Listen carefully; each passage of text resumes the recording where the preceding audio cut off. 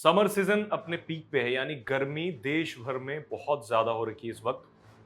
दिल्ली जैसे इलाकों में तो 50 डिग्री से भी ज़्यादा टेम्परेचर हो रहा है और ऐसे ही आपको कई सारी खबरें देखने को मिल रही होंगी जहां ये दिख रहा होगा कि एसी ब्लास्ट हो रहा है। एसी एयर कंडीशनर फट रहे हैं, उसके आउटडोर यूनिट भी और कई बार इंडोर यूनिट भी जलते हुए देखा होगा आपने।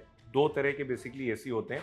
तो मैं आपको आज बताता हूं कि क्यों ऐसी घटनाएं हो रही हैं, मतलब एसी क्यों ब्लास्ट कर रहे हैं, एसी क्यों फट रहे हैं और आप कैसे इससे बच सकते हैं। कुछ पॉइंटर्स मैंने आपके लिए तैयार किया है जो अगर आप ध्यान में रखेंगे तो आपके साथ ऐसी प्रॉब्लम नहीं होगी, क्योंकि ये काफ़ी लीथल हो जाता है। अगर एसी फटता है, आसपास अगर लोग होते हैं तो उन्हें भी काफ़ी नुकसान हो सकता है। और ये ऐसा नहीं है कि सिर्फ विंडो एसी या स्प्लिट एसी, दोनों ही एसी में ये प्रॉब्लम हो सकती है।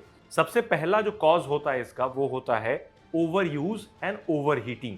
मतलब अगर एसी को आप लगातार चला रहे हैं, बंद ही नहीं कर रहे, 24/7 चला रहे हैं, तो एसी ओवर हीट हो जाता है और उससे प्रॉब्लम आनी शुरू हो जाती हैं।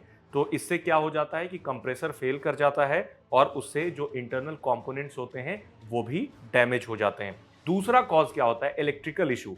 अभी जैसे फॉर एग्जांपल दिल्ली का ही ले लीजिए, तो दिल्ली में जो इलेक्ट्रिसिटी की नीड है बहुत ज़्यादा हो गई है, बहुत ज़्यादा मेगावाट की डिमांड हो गई है जो नॉर्मल टाइम में होती है, विंटर्स में या फिर नॉर्मल में। तो समर सीजन में जो इलेक्ट्रिसिटी होती है उसकी फ्लक्चुएशन भी ज़्यादा होती है और उस वजह से भी पावर सर्ज हो गया, फ्लक्चुएशन हो गया, उस वजह से भी एसी फटते हैं या फिर एसी में डैमेज आ जाता है। उससे क्या होता है कि जो भी इलेक्ट्रिकल कंपोनेंट्स होते हैं एसी के अंदर, वो पावर सर्ज या फिर फ्लक्चुएशन की वजह से वो खराब हो जाते हैं। अब एक और तीसरे नंबर पे आता है कि मेंटेनेंस अगर आप एसी की टाइम टू टाइम नहीं कराते हैं तो वो भी प्रॉब्लमेटिक हो सकती है। लोग आमतौर पे ऐसा करते हैं कि सीजन की शुरुआत में मेंटेनेंस कराते हैं और वो मैंडेटरी भी है आपको शुरू करने में, मतलब सीजन शुरू होता है समर का, तो यूज करने से पहले एक बार अपनी एसी की सर्विसिंग जरूर करा लेनी चाहिए। बट अभी के समय में जबकि टेम्परेचर बहुत ज्यादा हो रखा है और एसी आप लगातार यूज कर रहे हैं,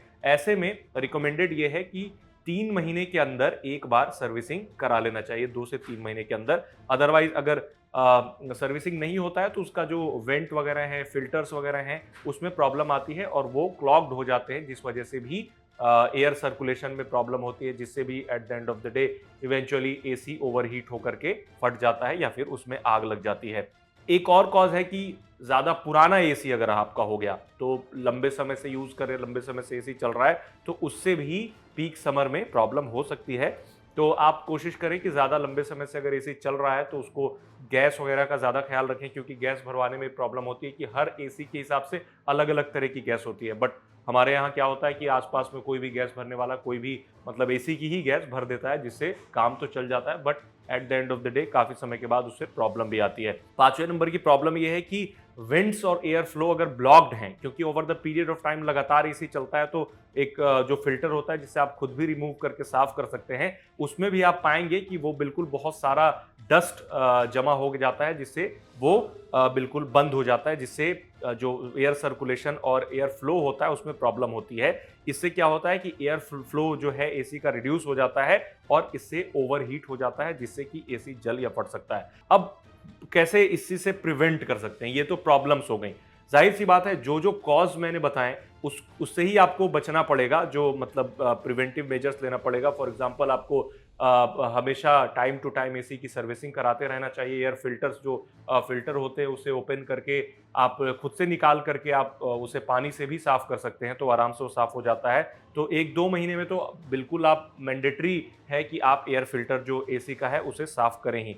अब आप जब एसी सर्विसिंग कराने के लिए बुलाए किसी को, मैकेनिक को, तो वो कंपनी का ही होना चाहिए, सर्टिफाइड होना चाहिए, प्लस कॉइल्स वगैरह भी आप क्लीन करा सकते हैं। अब इंस्टॉलेशन को भी लेकर के एक प्रॉब्लम होती है कि कहाँ पर एसी इंस्टॉल्ड है, वो भी एक बहुत बड़ा रोल प्ले करता है, क्योंकि अगर एसी का आउटडोर यूनिट डायरेक्ट सनलाइट में है तो उससे बहुत बड़ी प्रॉब्लम होती है, बिकॉज वो डायरेक्ट सनलाइट होने से ओवरहीट हो जाती है। तो कोशिश करें कि डायरेक्ट सनलाइट में ना हो और वहां पर अगर कोई शेड बन पाए तो ज्यादा बेटर हो। अब एसी का साइज आपको काफी ध्यान से चूज करना है कि आपको अपने कमरे के हिसाब से 1 टन का लेना है, 1.5 टन का लेना है या फिर उससे ज़्यादा का लेना है। ज़्यादा छोटे कमरे में ज़्यादा टन का एसी लेने की भी कोई ज़रूरत नहीं है। एसी यूसेज से भी जुड़ी कुछ बातें बता दूं जो आप ध्यान में रख सकते हैं। एसी यूज़ करें तो टेम्परेचर उसका 24 ही रखें, क्योंकि वही रिकमेंडेड टेम्परेचर होता है, तो उतना रखें। तो एसी को लगातार न चलने दें, बीच-बीच में 2-2, 3-3, 4-4 घंटे पे थोड़ा-सा रेस्ट दे दें, क्योंकि 24/7 चलेगा तो प्रॉब्लम होगा।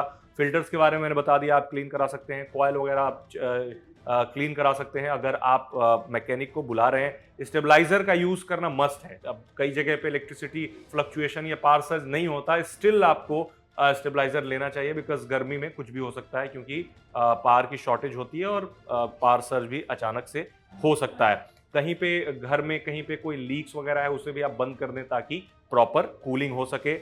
और जो थर्मोस्टैट की सेटिंग्स है उसे भी चेक करवा लें, जो मैकेनिक से बुलाएं कि वो ऑटो कट टाइमली ले रहा है या नहीं। कई बार क्या होता है कि 24 पे आपने रखा, लेकिन वो जितना मैक्सिमम 16 डिग्री तक है उतना कूल करेगा और थर्मोस्टेट उसका ऑटो कट नहीं लेता, इस वजह से भी ओवर हीटिंग और ओवर यूज होता है। तो इन सब चीज़ों को थोड़ा बहुत जानकारी रख करके और समय समय पे एसी को चेक करा करके, उसकी साफ सफाई करा के, सर्विसिंग करा के आप ऐसे बड़े प्रॉब्लम से बच सकते हैं। अब मैं आपको एक और वीडियो इसके लिए बनाऊंगा जिसमें रेफ्रिजरेटर के बारे में बताऊंगा, क्योंकि इन दिनों गर्मियों में कई लोगों के घर में रेफ्रिजरेटर भी फट गए हैं, जिससे कुछ लोगों की मौत भी हो गई। तो उसके बारे में बताऊंगा कि उसको आप कैसे प्रिवेंट करें कि फ्यूचर में आपका रेफ्रिजरेटर ना फटे या उसमें आग ना लगे।